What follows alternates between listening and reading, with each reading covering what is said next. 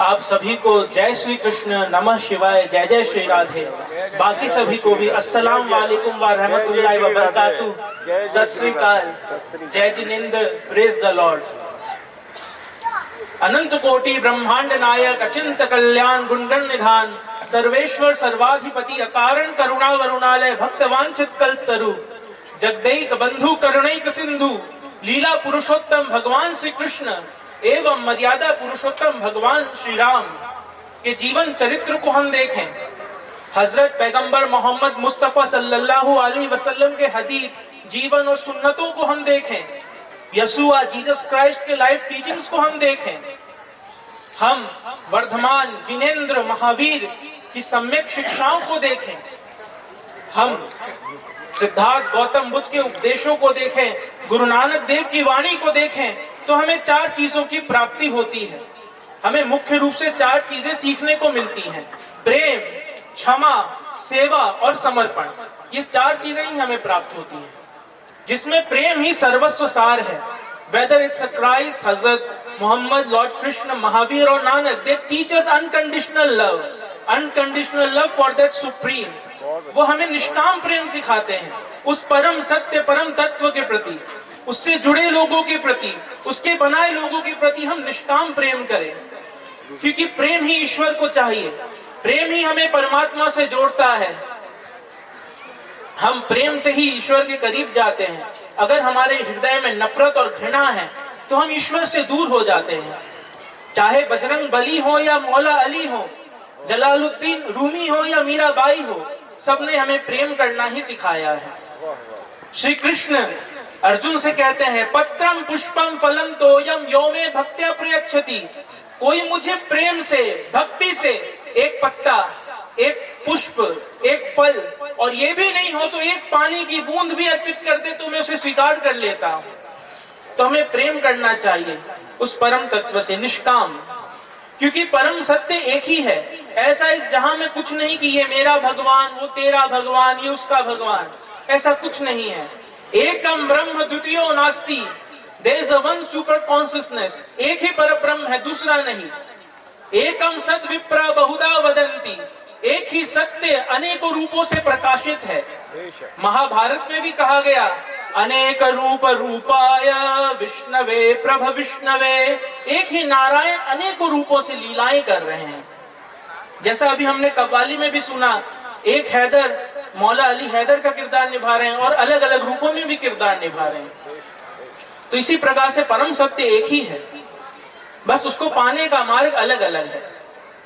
और हर धर्म, पंथ, मजहब में उसे सत्य से ही संबोधित किया गया है, एटर्नल ट्रुथ। हमारे श्रीमद् भागवत के मंगलाचरण में, जो कि अद्भुत और अद्वितीय श्लोक है, जिसकी व्याख्या करूं तो घंटा भर का समय भी कम है, उसमें भी सत्य कह के ही उस परमात्मा को संबोधित किया गया है।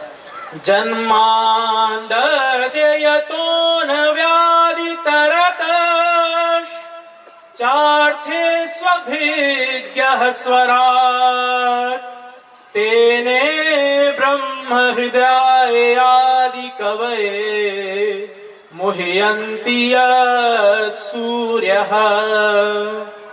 तेजो वारिमृदां यथा विनिमयो यत्र त्रिसर्गो मृषा, धाम्ना स्वेन सदा निरस्तकुहकं सत्यं परं धीमहि, सत्यं परं धीमहि। उस परब्रह्म की व्याख्या की गई है और अंत में कहा, सत्यम परम धीमहि। हम उस परम सत्य का ध्यान करते हैं।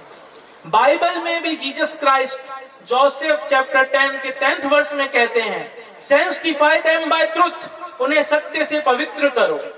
हमारे सिख भाई भी प्रार्थना करते हैं, एक ओंकार सतनाम करता पुरख निर्भव निर्वैर, अकाल मूरत अजूनी सैवं कुर प्रसाद, आद सच जुगाद सच है भी सच, नानक होसी भी सच। एक ओंकार सतनाम वाहे गुरु वाहे गुरु।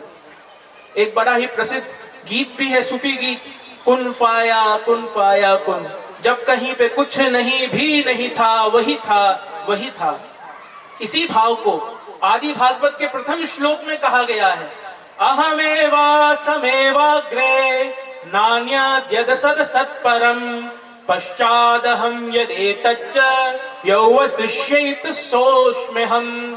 यानी वो सत्य सदैव से विद्यमान था, ब्रह्मांड बनने के पूर्व भी वो सत्य विद्यमान था, ब्रह्मांड के मध्य में भी वही सत्य अनेकों रूपों से लीलाएं कर रहे हैं, और जब ये ब्रह्मांड उसमें लय हो जाएगा तो भी सत्य ही बचेगा।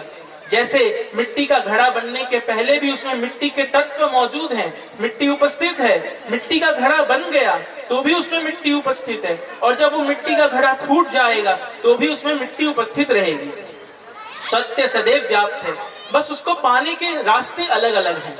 एक बार हजरत निजामुद्दीन औलिया अपने शिष्य अमीर खुसरो के साथ जा रहे थे, तो नदी में कुछ ब्राह्मण, कुछ पंडित तर्पण, अर्घ आदि क्रिया कर रहे थे।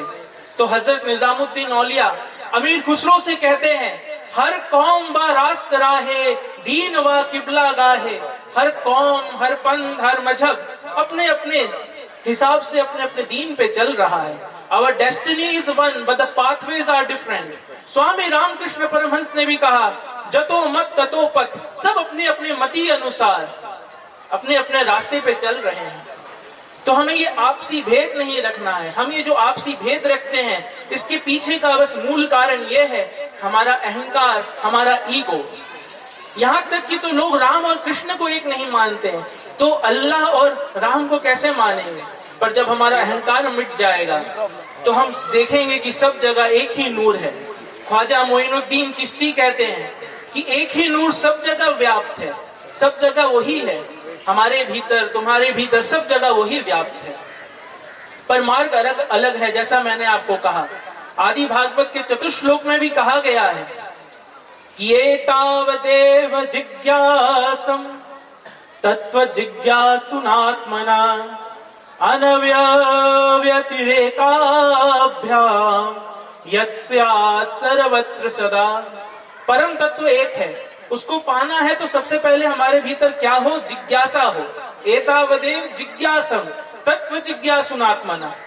और उसको पाने के दो मार्ग हैं, एक है अनव्यतिरेकाभ्याम, अनव्य और व्यतिरेक, और इसका ही पालन हम सब कर रहे हैं यहाँ जितने भी लोग हैं।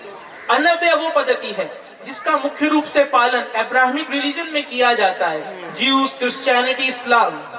यानी एक परब्रह्म है, उससे सब आए हैं। ला इलाहा इल्लल्लाह, एक ही परब्रह्म है। और सरल भाषा में कहूँ तो सब भ्रम है, एक ब्रह्म है। सब भ्रम है, एक ब्रह्म है। मैं किसी जीव को देखता हूँ वो भ्रम, मैं किसी पशु को देखता हूँ वो भ्रम, मैं किसी वनस्पति को देखता हूँ वो भ्रम, और एक ब्रह्म है। और दूसरी पद्धति है व्यतिरेक, यानी कि जो मुख्य रूप से सनातन धर्म और भक्ति पद्धति में पालन किया जाता है, यानी कि सब जगह वो व्याप्त है, सबके भीतर वो व्याप्त है। इसी भाव को गोस्वामी तुलसीदास जी कहते हैं, सिया राम मैं सब जग जानी, करहूं प्रणाम जोरी जुग पानी। तुलसी इस संसार में सबसे मिलिए ढाई, ना जाने किस रूप में नारायण मिल जाए। तो ये व्यतिरेक परंपरा है जिसको हम सगुण उपासना कह लें, और अनव्य परंपरा है जिसको हम निर्गुण उपासना कह लें। तो कोई आपसी भेद नहीं है। और हम सब भारत में रहते हैं, तो यहाँ पे सूफीज्म हम मुख्य रूप से देख सकते हैं। आपको कहीं भी दूसरे कंट्री में आपको सूफीज्म नहीं मिलेगा, दरगाह नहीं मिलेगी, कव्वाली नहीं मिलेगी, क्योंकि भारत के कण कण में हमारे भीतर भक्ति है। चाहे वो हिंदू हो, मुस्लिम हो, क्रिश्चियन हो, सिख हो, हमारे भीतर भक्ति है, प्रेम है, समर्पण है। हम गीत भी तो गाते हैं कि है प्रीत जहां की रीत सदा। हमारे भीतर प्रेम है, इसलिए हम सब कहीं ना कहीं व्यतिरेक और अन्वय परंपरा पे चल रहे हैं। इसी भाव को और सरलता से समझते हैं। मैं कहूंगा, फिर आप सब कहिएगा। तुझ में राम, मुझ में राम, सब में राम समाया। तुझ में राम, मुझ में राम, सब में राम समाया। हो तुझ में राम, मुझ में राम, सब में राम समाया। तुझ में राम, मुझ में राम, सब में राम राम समाया। कर ले प्यार सारे जगत से, कोई नहीं है पराया रे। कर ले प्यार सारे जगत से, कोई नहीं है पराया। बोलो राम बोलो राम, बोलो राम राम राम, बोलो आवाज नहीं आ रही आपको? बोलो राम राम राम, बोलो राम बोलो राम, बोलो राम राम राम, बोलो राम बोलो राम, बोलो राम राम राम। इसी के साथ मैं अपने भाव को विश्राम देता हूँ। मेरा बस एक ही भाव है शुरू से कि मैं बसाना चाहता हूँ स्वर्ग धरती पर। आदमी जिसमें रहे बस आदमी बनकर, उस नगर की हर गली तैयार करता हूँ। उस नगर की हर गली तैयार करता हूँ। आदमी हूँ आदमी से प्यार करता हूँ, आदमी हूँ आदमी से प्यार करता हूँ। सभी एक बार बोलेंगे, या मोइन या मोइन, जय जय श्री राधे, जय जय